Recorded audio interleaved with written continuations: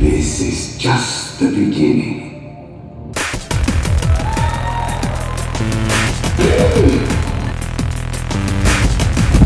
I believe you enjoy the loneliness.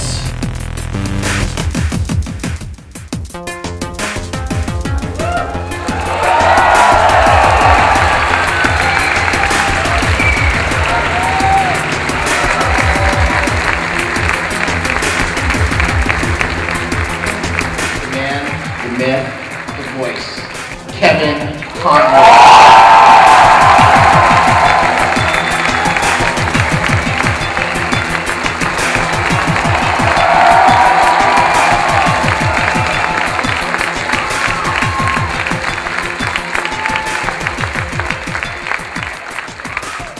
Batman Arkham Asylum set the bar for video game quality, particularly with regard to superhero titles. You know, someone who covered games for a long time, generally when you get a superhero title, you're not expecting it to be that great. This one was different. What were your goals when setting out to make Arkham Asylum?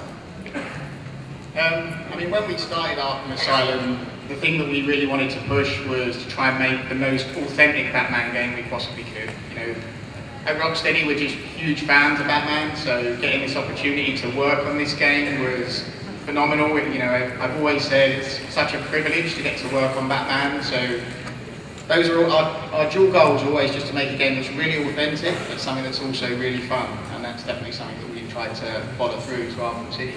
When you're coming off a game that's that acclaimed, that successful, and you've heard the audience, they love it. In your head, are you intentionally trying to say like, well, we have to top that now? Is that what the attitude you're going with, or is it something else?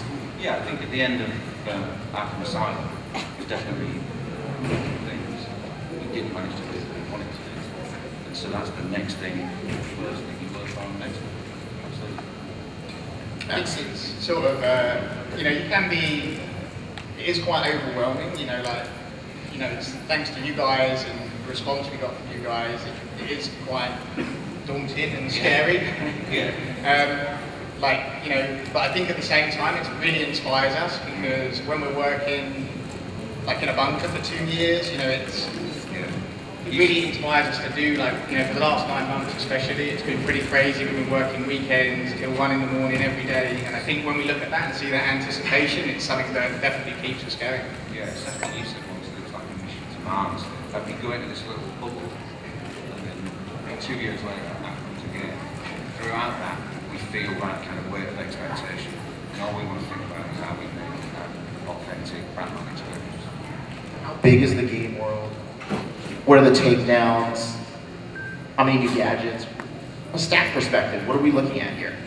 So our kind of initial thing wasn't just to make it bigger. That all really comes from the fact that we just wanted to take Batman into Gotham City. You know, that was what got us really excited. I mean, in terms of stats, I would say the game world is probably about 5 times the size of Arkham Island.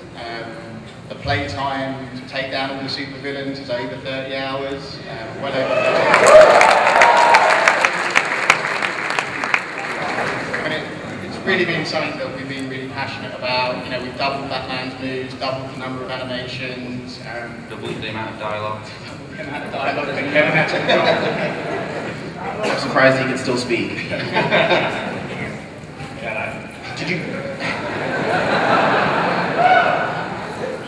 Did you double the size of the team?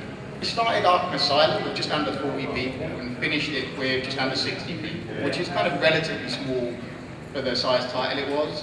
At the moment, we went from about 60 to just under 100, which again isn't that big, but I think that's the way we prefer it, because for us it is a real kind of labour of love, it is a real passion.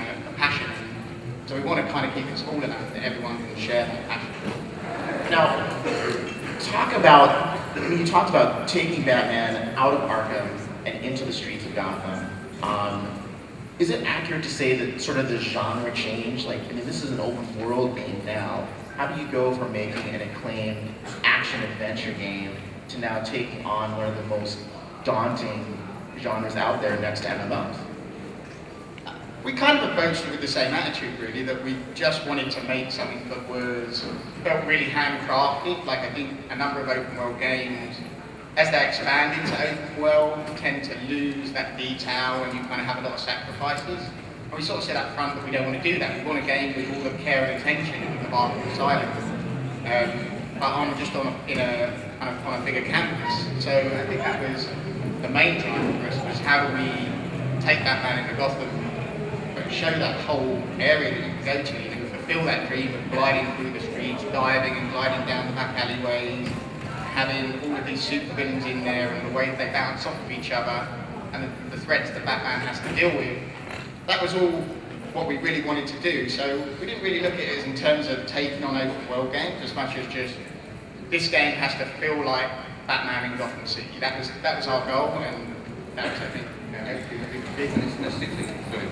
Obviously, narrative led, and that narrative demanded is all about the narrative, all about the story. It just so happens you've got this one pretty wrong. Claudio, as a fan of the game, you obviously love the first one. You're excited for the second one. Is that what you wanted to see out of it? When you finished up Arkham Asylum, when you beat the game, got 100%, got all that last achievement or trophy, just laid it on, what were you wanting to see them do the next time around? For me, I think I wanted to see the calendar.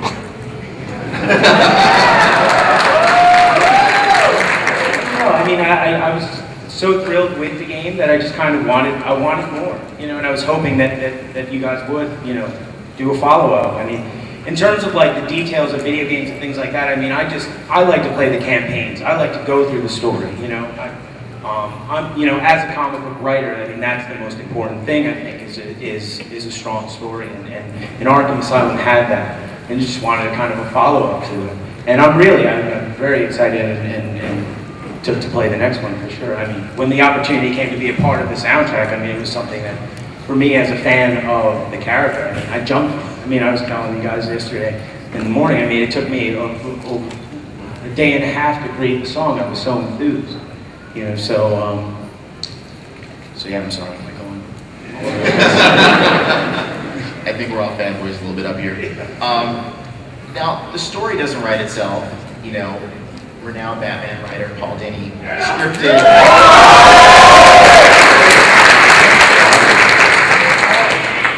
scripted the intricate storylines within the game, and unfortunately he couldn't make the trip to New York. What's the process for writing a game like Arkham City? I mean, we have, at the start of the game, we basically sat down, all flew over to Rocksteady Studios, and we basically sat down and think around different ideas for what we want to do, where we wanted the story to go. We had an idea, as you would have seen from the sort of clues that we left in Arkham Asylum, where the story was going to lead, and the fact that Quincy Sharp was running for mayor, and that there was a secret office that had these plans in for Arkham City.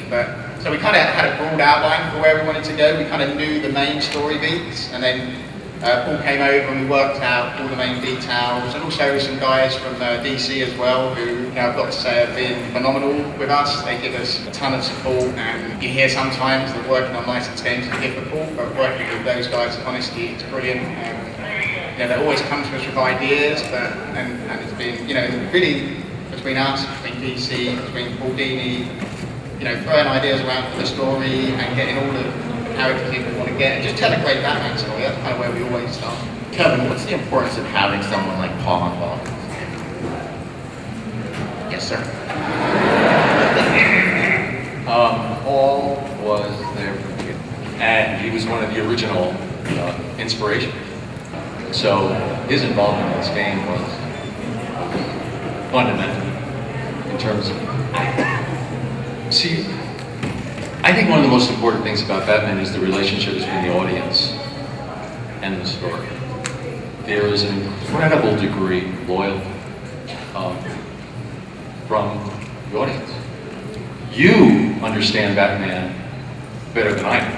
I've found often when I hear from people.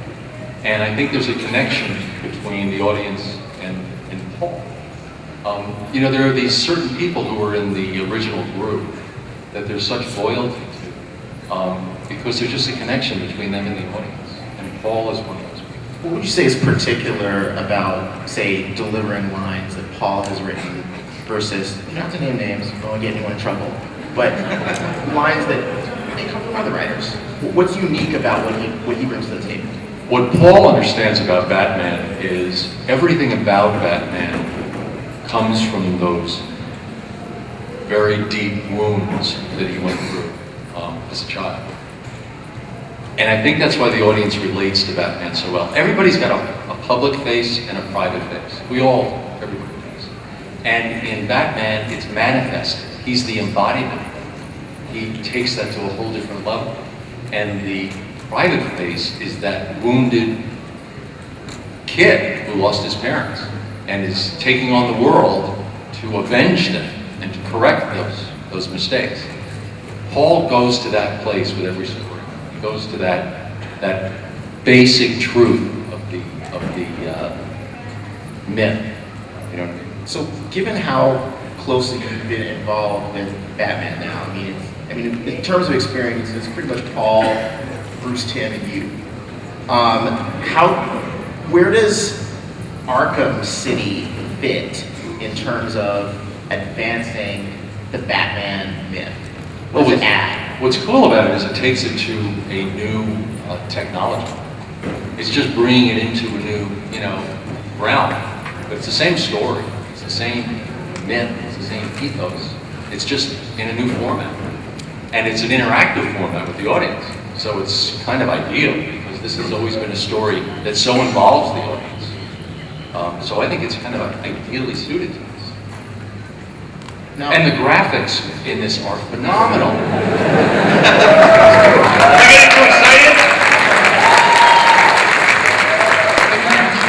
You're like on Batman's cape as he's swooshing into, Gotham and stuff. It's phenomenal.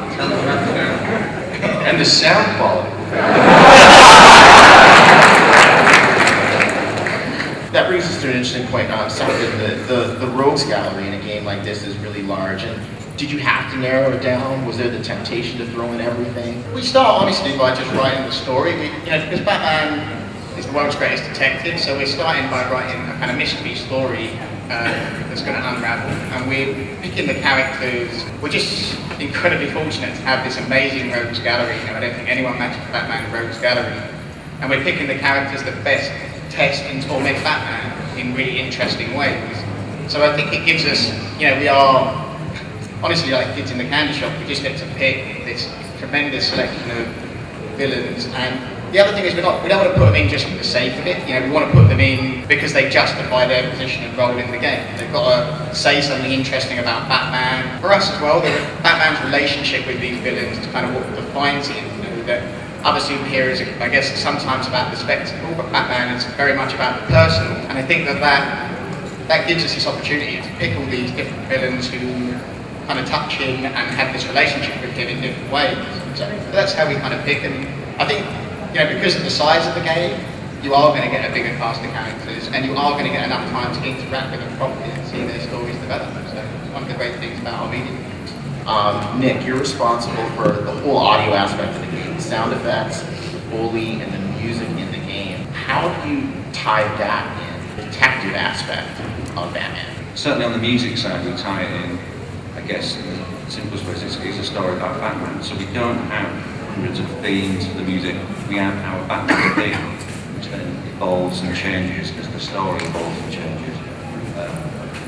Actually, it's like we do have a Joker theme, which is just one note difference to Batman. And then that's the kind of thing, right? They're very nearly the same person. So, I think that's the most simple way of being put it. And that was something you were deliberately trying to bring out musically? Yeah, well, they're very similar, right? They're the same character in lots of ways, and they need each other. And these two things, you couldn't have one without the other.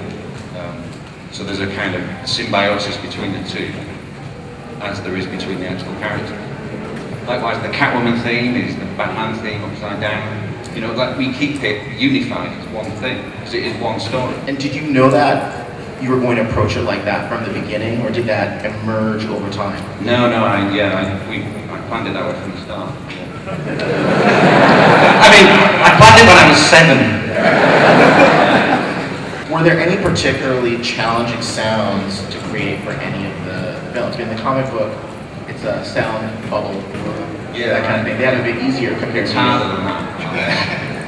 What does POW sound like? I guess the hardest thing was the surveillance audio. So as you fly around, I don't know if you fly around the city, we need to tell this story without stopping Batman from moving. So we have this system whereby he's got a surveillance scanner and he can tune into various thugs that are just chatting or explaining the story, their reaction to what's going on in the city as these warring factions compete.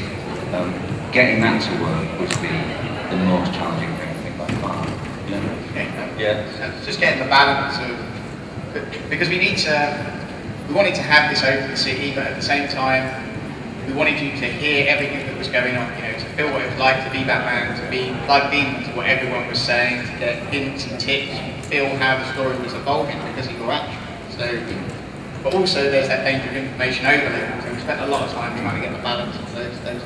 Yeah, there was definitely a point where we were worried we weren't telling the story well enough without stopping the play. And then we probably overdid it, and we're just bombarding the player with so much information.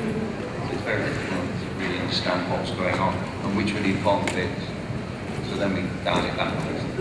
Can you give us a few hints, Sefton, as to how much do the storylines sort of mirror things we've seen in the comics? How much do you go your own way? I mean, I think they mirror the themes of the comics in the fact that they are about the relationships between these characters, but it is a story written specifically for video games. I mean, because it has its very unique demands, it is a story written specifically for the game.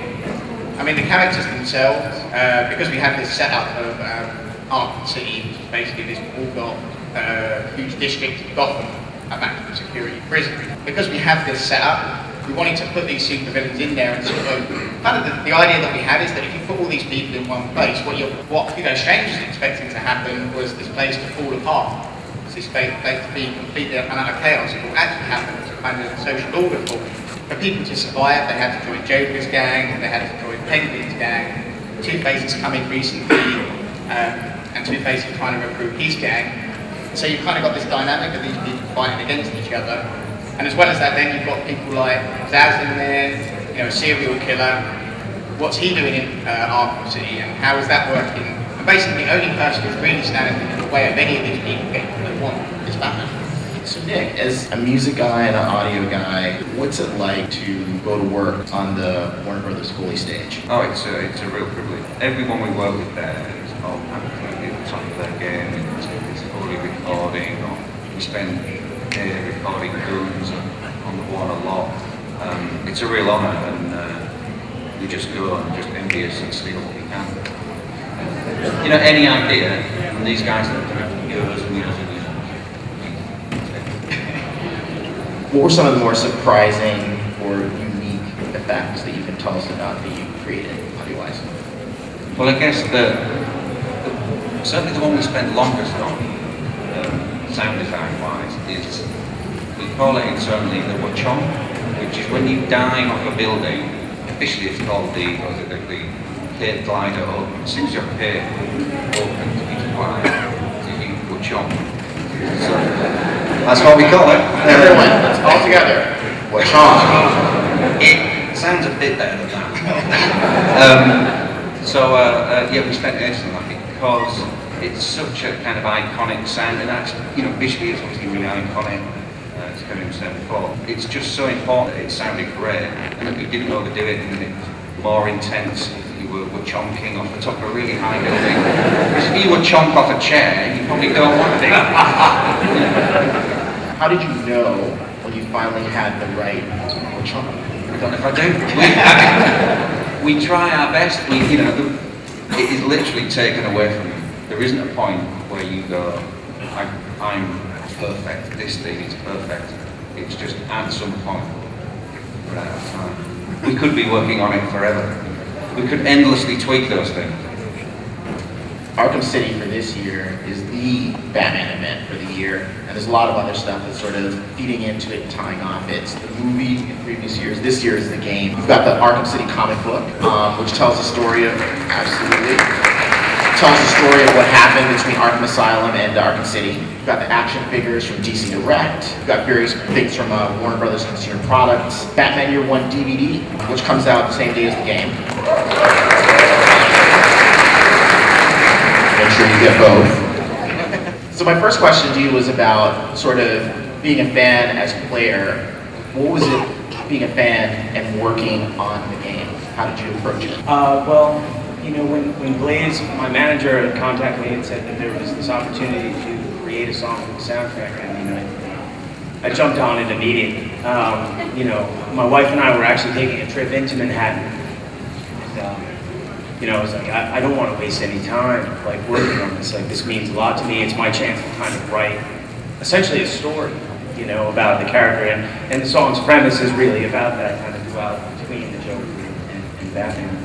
And so I you know, my wife driving into the city, I grabbed a few gadgets, an iPad and an iPhone, and kind of plugged them into the car stereo, and I started to work on this tune. You know, just thinking about all the elements, and you said the word chunk and all the sounds and all that stuff. I mean, even that stuff I tried to emulate within the music of the band. You know, like the guitar part at the front of the song is very much like a ticking time bomb. What chunks at the end of the chorus very much emulate the cape of Batman. Even if you like listen like really hard, like in the chorus, there's this fluttering tremolo that almost kind of resembles like a pack of like bats flying.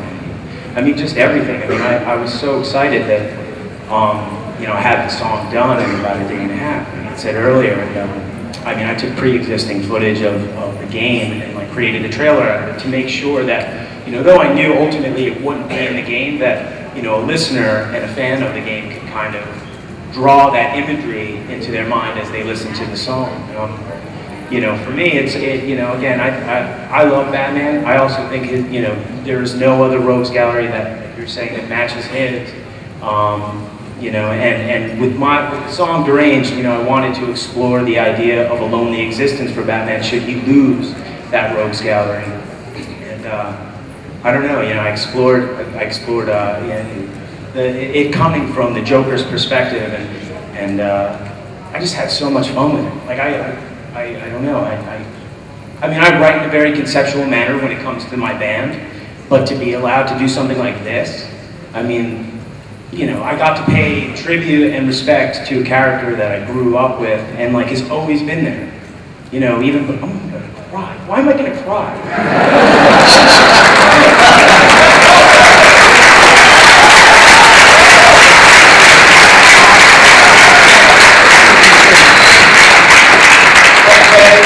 I mean, like just earlier, we were in the back waiting room and Frank Miller was in there. And this was actually a battle I'm having with myself right now as I'm answering these questions. Like, why didn't you say hello? I don't know why I didn't say hello. I'm just scared of everything. Sorry. Bro hug, man, bro hug. Which of the villains from the Rogues Gallery would you say that you relate to the most in life?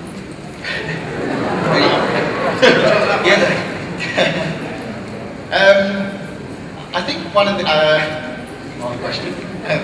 Thanks. Well, Two-Face, basically. Two-Face, yeah, I mean that makes sense, doesn't it? I think for me, the one that we had most fun with in a lot of ways was Riddler, because it was something that we just really had to get ourselves into. Excellent. I mean, Kevin, are you allowed to relate to any of the villains? I think the one I relate to the best, obviously, would be Joker, just because of the relationship that I've had with Mark Hamill.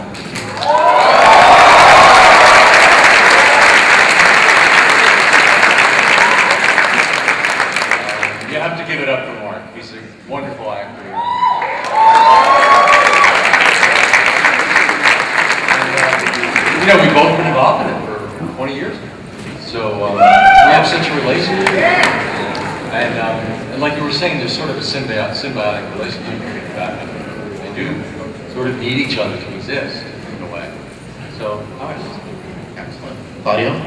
I like my characters like methodical and structured, and I said the calendar man earlier. I think the calendar man, just because I don't know, there's something about understanding dates and time that, in a way, if you know, because that whole idea of history repeats itself. Like if you understand someone's past, you might kind of see their future. If that makes any sense? Like I feel like you can have a one-up if written the right way. No, I love the way he was portrayed in Long Halloween. I can't wait to see how you guys got it, because I saw him in that trailer. I was like, woo! Ric Flair. But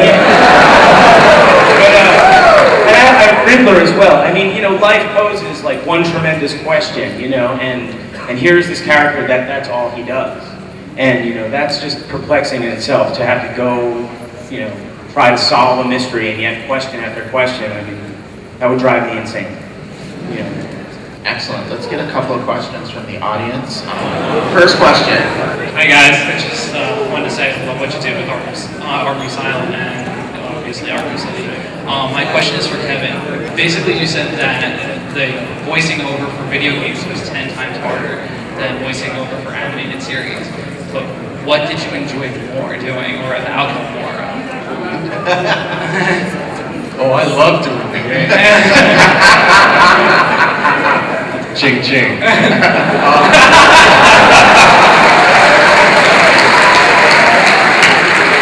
Nick, is that one of the sounds of the game?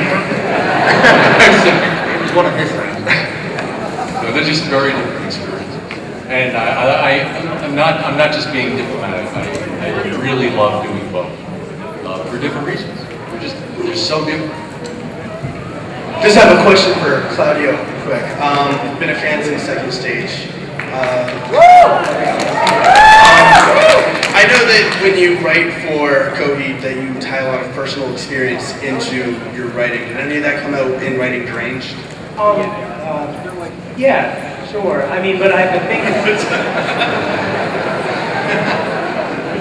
no. I mean, for me, I tried to stay within the realm of the mythos, you know, and tried to draw from images, you know, in its past. You know, for one, I think like the bridge section very much is a reflection of that panel at the end of The Killing Joke, where, you know, Batman is sharing a laugh with the Joker and it's shrouded in silhouette, and to the point where it's so ambiguous that you think maybe he's choking him out. You know, it's just, I was drawing more from Batman than my own psychosis. First, I just want to thank Kevin Conroy, because when I read a comic book, I hear your voice in my head. You are the voice. My question's for you.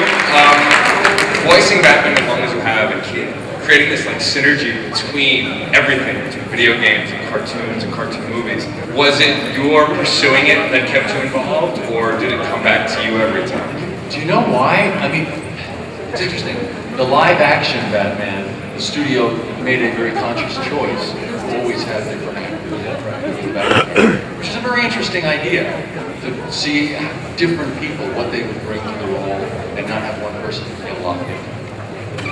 They could just as easily have done that with the animated character. The reason they didn't, I think, had somewhat to do with what I brought to the character, but I think it had a lot more to do with your reaction to what I was doing. It was really the audience reaction to the initial performance that made them come back to me again. So thank you very much. Thank you.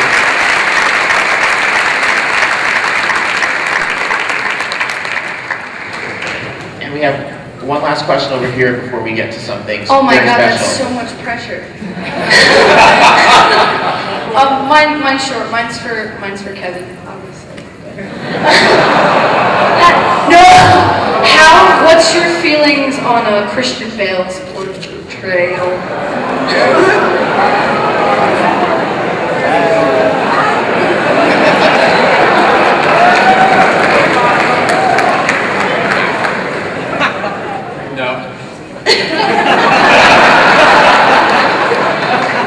So sorry. No, I got slightly misinterpreted at the last Comic-Con, because I actually think he's incredible. I think he's really phenomenal.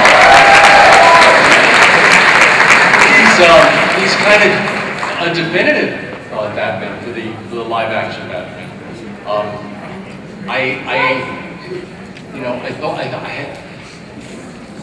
I think he's fantastic. But I think that Michael Keaton was fantastic. And George Clooney. I mean, Hey, calm down. I can't go there. I think you gotta quit while you're ahead.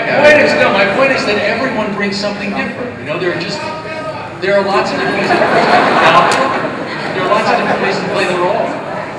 But I think that Christian Bale and Adam West.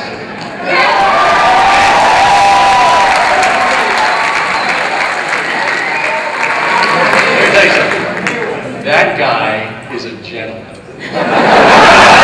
No, I'm serious. The first time I met him, he came on to do a character called the Grey Ghost.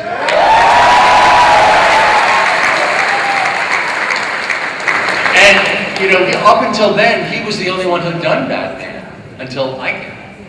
So he came into the Grey Ghost, and I thought, okay, here am I, this, upstart, intruding on his territory. How's he going to deal with it? The guy was classy. He was so gentlemanly. He couldn't have been nicer. He said, I'm so happy for you. You got this job. Run with it. Have as much fun with it as I do. He's just a great guy.